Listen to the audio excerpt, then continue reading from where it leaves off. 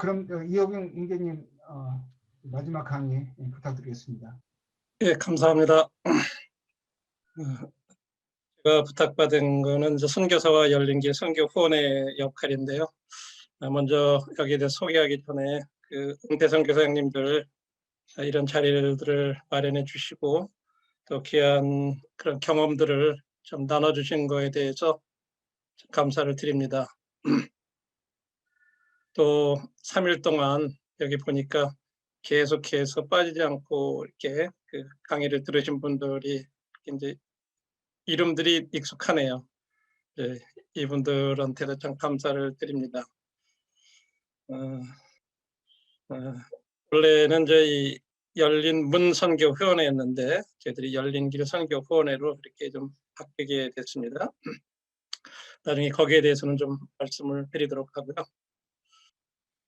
열린 길 선교 후원회에 대해서 간단히 말씀을 드리면 처음에 1994년 12월에 처음으로 열린길 선교 후원회가 설립이 됐습니다. 그 당시에 이제 저희들이 몇 분들이 이렇게 이제 선교를 나간 분들이 몇 분 안 됐지만 앞으로 이런 걸 대비해서 뭔가 이런 행정적인 후원이라든지 법적인 보호라든지 어떤 그런 것들이 필요할 것이다 해서 해외에 이미 시작된 그런 선교 후원회들이 있어요. 해외 모임에서. 그래서 이제 그런 데들과 연결을 해서 이렇게 정보를 얻고 이렇게 하면서 열린문 선교 후원회를 설립을 하고, 이것이 열린문 선교원회는 사단법인이 아니기 때문에 당시에, 그래서 이제 이미 교계에 있는 이 사단법인 한선협이라는 곳에 저희들이 그 다음에 가입을 했습니다. 그리고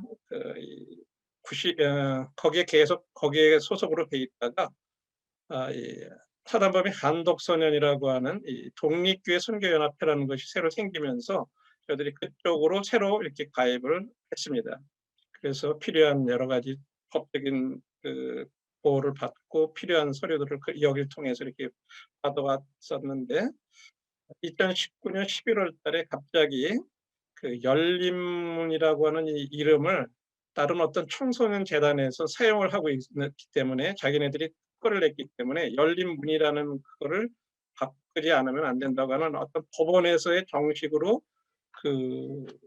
저희들한테 요청이 왔어요. 법원을 통해 가지고 그걸 안 해주면 고소를 하겠다.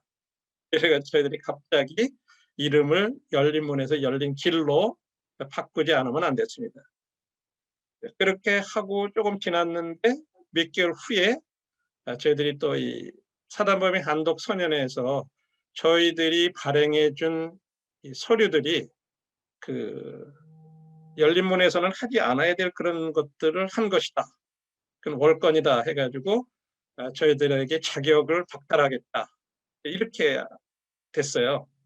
그래서 갑자기 저희들이 열린 길이 어떻게 할 수 있는 방법이 없었어요. 다른 데 어디를 다시 가입할 수 있는 길들이 아주 까다롭고 그런 것 때문에, 그래서 저희들이 할 수 없이 모임에서 자체적으로 한국 기독교의 선교회를 이렇게 설립을 하게 됐고, 그래서 열린 길이 7월 달에 거기에 이제 사단법인 한기선에 이렇게 가입을 하게 됐습니다. 그래서 열린길 선교후원의 원래 설립 목적은 신약교의 원리에 따른 복음 전파와 교회를 세우는 일에 헌신하는 해외 선교사들하고 국내 사역자를 돕는 것이고, 가장 기본적인 것은 선교사와 파송교회 간의 교량 역할과 봉사를 주목적으로 한다. 이것이 열린문 선교후원회에서 아마 주된 목적이 될 것입니다.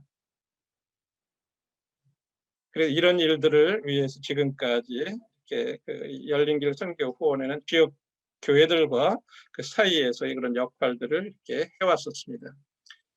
그래서 이제 선교 후원 사역에 동참하는 방법에는 크게 세 가지로 생각할 수 있는데, 가장 중요한 거는 이 일을 위해서 먼저 함께 중보 기도를 해주시는 것입니다. 그래서 저희들이 그런 일을 할 수 있도록 하기 위해서 정보지를 이렇게 발행을 해서 거기에 선교사님들에게 그런 기도 제목들을 이렇게 받아서 이렇게 해서 그것을 함께 기도할 수 있도록 이렇게 하고 있고, 또 최근에는 저희 밴드를 개발해서 열린길 선교후원의 밴드가 있어서 거기에 수시로 선교지에서 이렇게 일어나는 일들이라든지 어려운 일들이 있을 때는 거기를 통해서 기도 나누고 소식들을 이렇게 나누게 해서 함께 계속 기도하는 그런 일들을 하고 있습니다. 그리고 또 한 가지 동참하는 방법은 정기 후원자가 되어 주시는 것입니다.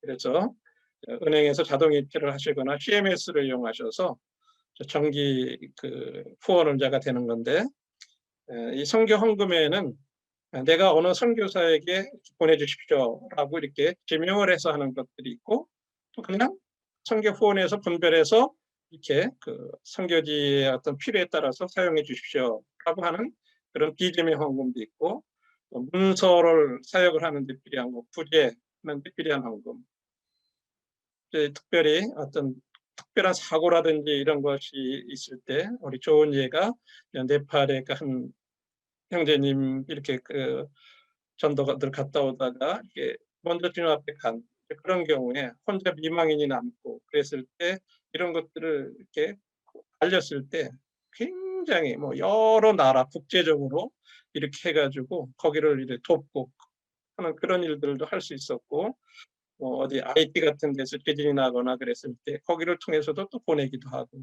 그 외에도 여러 그런 일들을 하는데, 그런 선교 헌금을 이런 목적으로 보내주시면 거기에 보냅니다. 아울러서 이제 선교 사무실을 운영하는데 거기에도 이제 직원들이 있고 사무실을 임대해서 이제 사무실 경비가 나가기 때문에 그런 용도로 이렇게 이 사무실 운영비로 이렇게 진정을 해서 보내시면 그런 것들은 저희들이 사무실 운영비로 이렇게 사용을 하고 있습니다.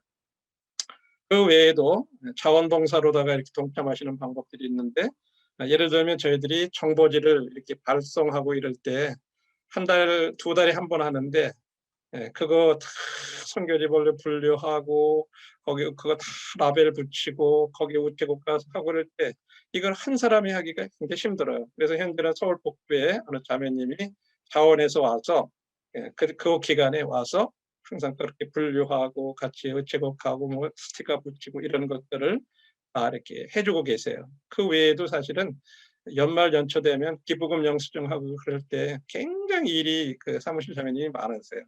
그럴 때 와서 같이 그런 부분들을 도와주실 수도 있어요. 이런 자원봉사 같은 것을 통해서도 선교 사역에 함께 동참할 수가 있습니다. 참고로 아까 잠깐 말씀드렸던 이 사단법인 한기선의 설립 허가 과정을 좀 말씀을 드리면, 2월 초에 이제 저희들이 저쪽 한독선연에서 더 이상 이제 이렇게 그쪽 자격을 박탈당했기 때문에 저희들이 이제 어쩔 수 없이 한기선을 설립을 하게 됐는데, 지금 생각하면 오히려 어떤 면에서 전화위복이 되었다고 생각이 돼요. 근데 쉽지는 않았어요, 과정들이요. 처음에 작년에 2월 29일 날 발기인대를 디모데 교육원에서 이렇게 했었습니다. 근데 원래 이걸 하려면은 처음에 회원이 100명 이상이 돼야 돼요. 그리고 참석이 50명 이상이 참석을 해야 돼요. 그래서 그날 저희들은 디모데 학교 기숙사 준공식 겸 입학식이 같이 이렇게 계획이 돼 있어서 아주 쉽게 생각을 했어요. 거기 오셨던 분들이 그냥 편하게 뭐 이렇게 잠깐 좀 남으면 50명 정도야 그냥 모이게 했는데, 여러분이 아시는 대로 2월 29일이 지금까지 데이터 중에 보면 가장 동시에 확진자가 난 코로나 확진자가 900명까지 올라갔어요. 그날 한 거예요. 그래가지고 갑자기 50명 이상이 모이려니까 너무너무 힘든 거예요.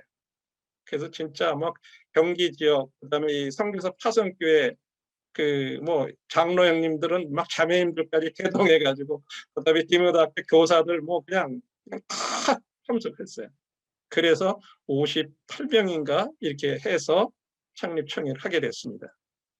그런데 저희들이 이런 것을 이제 이 사단법인 설립 허가 신청서 초안을 제출을 하고 그거에 대한 것을 검토를 받고 이래가지고 정식으로 허가 신청서를 한 것이 5월 19일이었는데 거기로부터 약 3주 이후에 2020년 6월 11일 날 사단법인 설립 허가를 받게 됐고, 그다음에 이제 사단법인 등기 완료하고 고유번호증까지 다 이렇게 받아서 선교 과정을 마저 마치게 됐습니다.